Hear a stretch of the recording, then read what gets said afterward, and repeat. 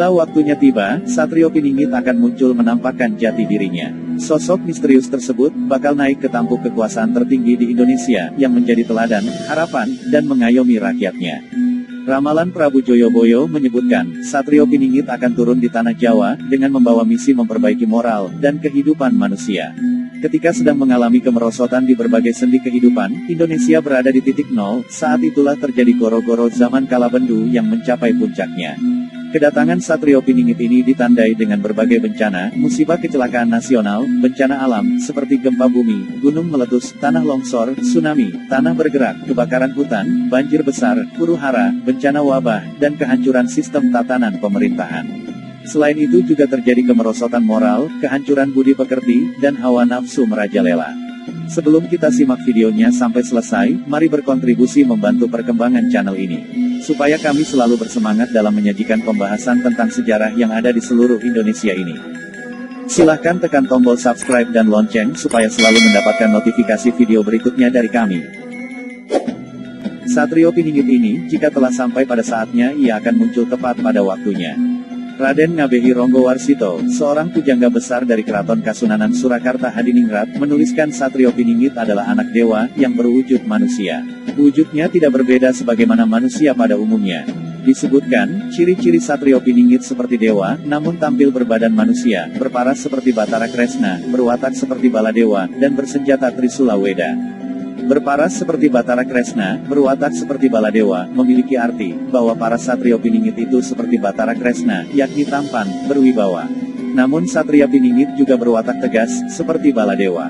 Dia juga dikenal sebagai figur yang sakti mandraguna tanpa aji-aji, disebutkan dalam bait 162. Bersenjata Trisula Weda, memiliki arti sebagai tiga karakter yang melambangkan kebajikan. Secara garis besar bisa dimaknai tiga menjadi satu, seperti ilmu, amal dan iman, bumi, langit, dan isinya, kiri, kanan, tengah, benar, jejak, dan jujur, atau apapun yang secara filsafat mengandung makna tiga menjadi satu. Hal ini, sesuai dengan derajat dewa, sehingga berkelakuan mulia seperti dewa. Itulah yang dituliskan oleh Raden Ngabehi Ronggowarsito. Satrio Piningit merupakan sosok pemimpin yang merangkum tiga karakter kepemimpinan.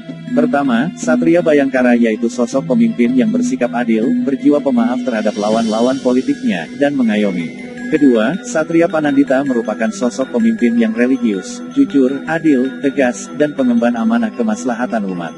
Ketiga, Satria Raja adalah sosok negarawan yang mengabdi demi rakyat, bukan abdi negara demi kekuasaan yang korup. Ronggowarsito menyebut 7 orang yang dinamakan Ratu Adil, atau Satrio Piningit. Ketujuh orang tersebut masing-masing, Satrio Kinunjoro Murwo Kuncoro, Satrio Mukti Wibowo Kesandung Kesampar, Satrio Jinumbut Sumelo Atur, Satrio Lelono Topo Ngerame, Satrio Piningit Hamong Tuwu, Satrio Boyong Pambukaning Gapuro, dan Satrio Pinandito Sinisihan Wahyu.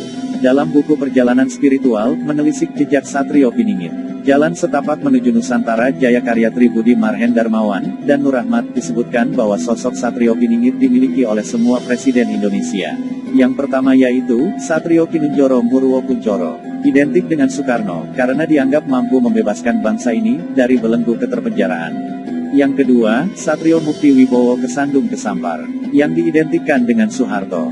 Ketiga, Satrio Jinumbut Sumela Atur, diidentikan dengan Presiden RI ketiga B.J. Habibie, yang dinilai sebagai pemimpin, terpungut, atau diangkat, namun hanya dalam masa transisi saja karena hanya memimpin kurun waktu, tahun 1998, sampai tahun 1999. Keempat, Satrio Lilono Tapangrame, yang diidentikan Gus Dur karena saat memimpin kurun waktu, tahun 1999 sampai tahun 2000, beliau berkeliling 80 tempat di luar negeri.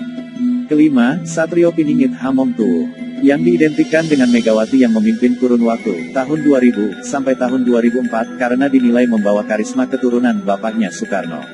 Keenam, Satrio Boyong Pambukaning Gapuro, yang diidentikan dengan Presiden Susilo Bambang Yudhoyono, yang memimpin 2 periode sejak tahun 2004 sampai 2014. Susilo Bambang Yudhoyono, dinilai sebagai pembuka gerbang atau Pambukaning Gapura, untuk menuju Golden Age. Ketujuh adalah sosok Satrio Pinandito Sinisihan Wahyu, yang diidentikan dengan Presiden Jokowi yang memimpin sejak 2014.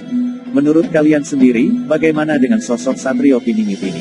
Silahkan tinggalkan pendapat kalian di komentar.